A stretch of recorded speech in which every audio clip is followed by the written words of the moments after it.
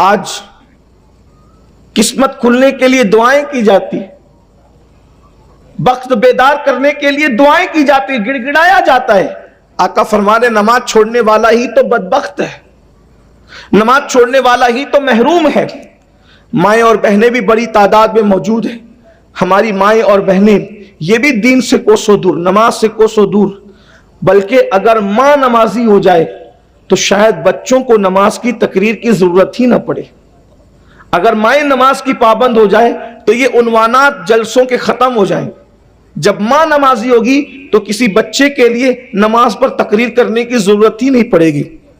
پہلی بات تو مسلمانوں کے جلسے میں یہ عنوان کہ نماز پڑھو، یہ بھی حیرت کی بات ہے، اس لیے کہ جو مسلمان ہوگا وہ نمازی ہوگا۔ بھائی کچھ نہ کچھ، کسی نہ کسی قوم کا ممبر بننے کے لیے کوئی نہ کوئی تو شرط ہوتی ہے۔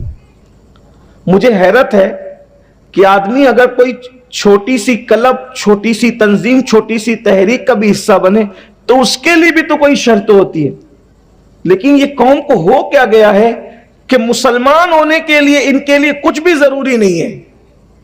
جمعہ پڑھو نہ پڑھو مسلمان رہیں گے، داڑھی رکھو نہ رکھو مسلمان رہیں گے، حلال کھاؤ حرام کھاؤ مسلمان رہیں گے، جھوٹ بولو نہ بولو، سچ بولو جھوٹ بولو، جو چاہے کرنا ہے کرو مسلمان رہیں گے، عورتوں پر پاپ کی نظریں ڈالو یا نیچی نظریں رکھو مسلمان رہیں گے، جو چاہو کر لو مسلمان رہیں گے۔ مسلمانیت کسی طرح سے آپ کی ختم نہیں ہوگی، یہ حال ہے۔ آپ غور فرمائیں، کم سے کم اتنا تو سوچ لیا ہوتا کہ انسان کوئی چھوٹے موٹے ادارے سے جڑتا ہے، اس کے لیے بھی کچھ شرائط ہوتی ہے کہ یہ کرو گے تو ہی ہمارے ادارے سے جڑو گے۔ آپ کو کیا کبھی احساس نہیں ہوتا آخر ہم نے اسلام پر کتنا عمل کیا اور کیا عمل کیا، اور ہم نے کلمے کے تقاضے کو کتنا پورا کیا؟ کیا اللہ کے رسول صلی اللہ علیہ وآلہ وسلم کا یہ فرمان ہمارے کانوں سے نہیں ٹکرایا؟ من ترک الصلاۃ متعمدا فقد کفر، کہ جس نے جان بوجھ کے نماز چھوڑ دیا وہ کفر کی حد تک پہنچ گیا۔ اللہ کے رسول صلی اللہ علیہ وآلہ وسلم فرمانے جس نے نماز جان بوجھ کے چھوڑ دیا اس نے کافروں جیسا کام کیا، کفر کی حد تک وہ پہنچ گیا۔ حنفی ہونے کے اعتبار سے ہم بے نمازی کو ڈائریکٹ کافر تو نہیں کہتے، اور نہ ہی ہم کہہ سکتے ہیں، لیکن اللہ کے بندوں کبھی سوچا جو نماز میں غفلت کرتے ہیں؟ بزرگوں نے فرمایا جب وہ مریں گے تو قریب المرگ ڈر لگتا ہے کہ اللہ ان کا ایمان چھین لے گا۔ اور ایک وقت کی نماز کے لیے صرف 10 منٹ کا ٹائم لگتا ہے، 10 منٹ سے زیادہ کا ٹائم نہیں لگتا نماز کے لیے۔ اگر ہم 5 نمازوں کا ٹائم نکال لیں تو 24 گھنٹے میں سے کل 50 منٹ ہے جس میں ہم نے اللہ کی بارگاہ میں حاضر ہونا ہے۔ اور فائدے کتنے فائدے! اللہ اکبر! قرآن کہہ رہا ہے فائدے جاننا چاہتے ہو نماز کے؟ قد افلح من تزکا وذکر اسم ربہ فصلی، وہ لوگ کامیاب ہو گئے جنہوں نے اپنے من کو پاک کیا، اللہ کا ذکر کیا اور نمازی بن گئے۔ یعنی دنیا کی بھی کامیابی ہے، آخرت کی بھی کامیابی ہے۔ اور بڑی بات، یہ تو کامیابی تو ہے ہی ہے، آج گناہ سے ہر انسان چھٹکارا چاہتا ہے۔ قرآن کہتا ہے ان الصلاۃ تنہا عن الفحشاء والمنکر، کہ بے شک نماز ہر برائی اور بے حیائی سے روک لیتی۔ اور اگر نماز نہ پڑھو تو اللہ کے رسول صلی اللہ علیہ وآلہ وسلم ارشاد فرماتے ہیں جو نماز چھوڑ دے، اس روایت پر تھوڑی توجہ کریں آپ، ویسے تو آپ بہت توجہ سے سن رہے ہیں ماشاءاللہ، اللہ آپ کو جزائے خیر دے، لیکن اس پر تھوڑا غور کر لیں۔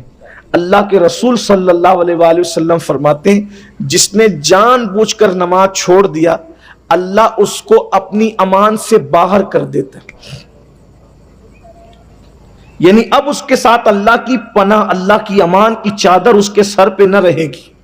اللہ رب العزت نے اپنی امان سے اس کو باہر کر دیا۔ یعنی اللہ پاک کتنا ناراض ہے بے نمازی سے کہ اللہ اپنی امان کی چادر اس سے ہٹا لیتا ہے، اللہ اپنا دست قدرت جو امان کا اس سے ہٹا لیتا ہے، اس کو اللہ کی امان، اللہ اکبر۔ اور پھر صرف یہی بات تو بہت بڑی ہے کہ وہ خدا کی امان سے باہر ہو گیا، لیکن اب دوسری بات بھی سن لیں، بے نمازی کا ٹھکانہ کہاں ہے؟ آقا علیہ السلام ارشاد فرماتے ہیں جس نے جان بوجھ کے نماز چھوڑ دی قیامت کے دن اس کے ساتھ میرا کوئی وعدہ نہیں. آقا فرماتے ہیں میرا کوئی وعدہ اس کے ساتھ نہیں ہے. اس لیے کہ جب آخرت کی بات آتی ہے تو کہیں نہ کہیں ہم یہ سوچتے ہیں کہ یار کہیں بگڑی نہ بنے گی تو حضور ہمیں بچا لیں گے، کیونکہ حضور علیہ السلام کی حدیث ہے شفاعتی لأہل الکبائر من امتی، کہ میری شفاعت میری امت کے بڑے گنہگاروں کے لیے. تو ہم سے بڑا گنہگار کون ہے؟ تو حضور تو ہمیں بچا ہی لیں گے، ہماری مغفرت انشاءاللہ ہو ہی جائے گی. لیکن ایک چیز آپ سے کہتا ہوں، حضور علیہ الصلوۃ والتسلیم کے بارے میں ہم اہل سنت کا عقیدہ یہ ہے کہ شفاعت کی جتنی قسمیں ہیں سب حضور کے لیے ثابت اور ہم مانتے ہیں. سچا سنی ہونے کے لیے، سچا مومن ہونے کے لیے یہ عقیدہ لازمی ہے آپ کے لیے، ہم سب کے لیے. کیا کہ شفاعت کی جتنی قسمیں ہیں میرے آقا علیہ السلام کے لیے ہر قسم ثابت ہے، حضور بالکل شفاعت کریں گے. بلکہ ہمارا عقیدہ تو یہ بھی ہے کہ جتنے اور لوگ شفیع ہوں گے وہ سب حضور کی بارگاہ میں شفاعت لائیں گے اور تنہا میرے آقا اللہ کی بارگاہ میں شفیع ہوں گے. اور میرے امام اس کو یوں بیان فرماتے ہیں، کیا ہی ذوق افزا شفاعت ہے تمہاری واہ واہ، قرض لیتی ہے گناہ پرہیزگاری واہ واہ. ہم شفاعت کی ہر قسم پر ایمان رکھتے ہیں اور رکھنا بھی چاہیے، کیونکہ اللہ کے رسول علیہ السلام نے ارشاد فرمایا کہ میری شفاعت ہلاک ہونے والوں کے لیے، میری شفاعت بڑے گنہگاروں کے لیے ہے. لیکن اب آئیے، اللہ کے رسول صلی اللہ علیہ وآلہ وسلم کے یہ سارے فرامین حق ہے، لیکن اگر آپ یہ سوچتے ہیں کہ ہم نماز چھوڑ دیں، نماز ترک کر دیں، تو اللہ کے رسول علیہ السلام یہ بھی فرما رہے ہیں کہ جس نے جان بوجھ کر نماز چھوڑ دی قیامت کے دن اس کے ساتھ میرا کوئی وعدہ نہیں. میں یہ نہیں کہہ رہا ہوں کہ جو نماز نہیں پڑھے گا حضور اس کی شفاعت نہیں کریں گے، یہ نہیں کہہ رہا ہوں، میری بات کا یہ مطلب نہ نکالنا. لیکن اللہ کے رسول علیہ السلام نے یہ ضرور فرمایا، آقا علیہ السلام فرماتے ہیں جس نے جان بوجھ کر نماز چھوڑ دی قیامت کے دن اس کے ساتھ میرا کوئی وعدہ نہیں.